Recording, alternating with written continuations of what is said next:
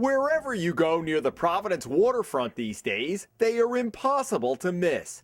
3 massive wind turbines that have changed the landscape of the Providence River. So who, you may wonder, put them up and why? We depend on electricity.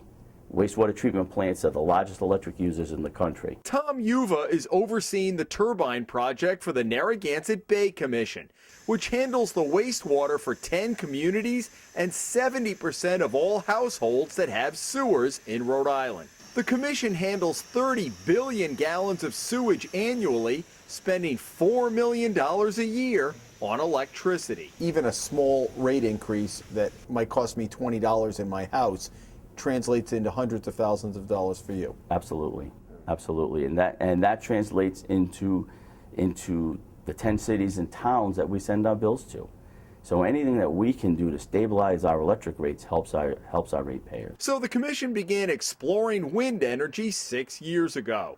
It's taken that long to go through feasibility studies, zoning approval, and to figure out the economics. We did extensive studies on wind energy. We put up a meteorological tower so we can measure wind speed throughout a 2-year period almost.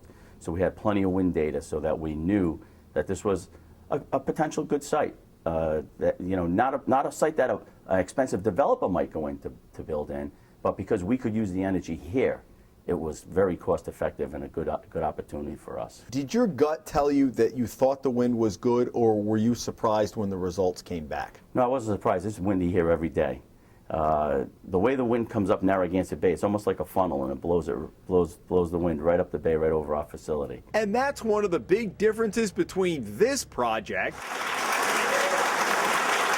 and a failed proposal in North Kingstown last year that ultimately collapsed under the weight of public controversy. The turbines are located in an industrial area, but the commission reached out to those living miles away in residential neighborhoods as well. And we sent letters out to 300 of our neighbors, and we had 2 public meetings. And we also, in addition to the letter, we sent a survey out to ask them if they favored wind power. And overwhelmingly, the surveys that were returned to us we're in favor of seeing wind turbines go up in the area. The project will cost $12 million and is being financed through revenue bonds. The commission expects to have it paid off in 12 years, and the life expectancy of the turbines is 20 to 25 years.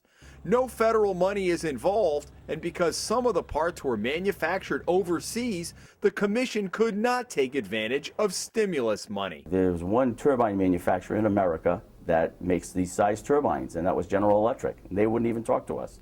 They want to do large wind farms.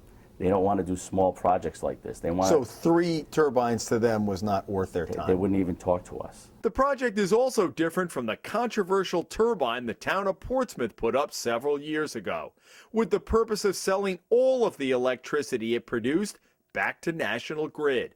The Narragansett Bay Commission estimates it will be able to supply 40% of the power it needs from the 3 turbines and sell back any excess to the grid during off-peak use times. The 363-foot turbines arrived in pieces by boat and by truck in January, and the commission put together this time-lapse video when they were assembled over the course of 5 days in February. They are located in a big triangle on the commission's property at Fields Point. Tell me why it takes so long from February to June or July when you get them online. It's similar to building a house. And when you build a house, you pour your foundation and you build the walls and you put the roof and you button up the house. Then you have to go inside and put up your sheetrock, put in your insulation, put in your wiring and electricity.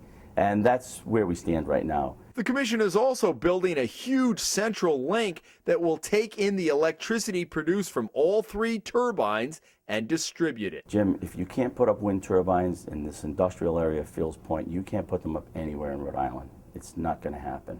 When I view these as 3 beautiful flowers that have blossomed in piles of coal, salt, and scrap metal. And, can't wait to see them start spinning and generating power for our ratepayers. Yuva expects the 3 to go online sometime this summer. In Providence, Jim Hummel for the Hummel Report.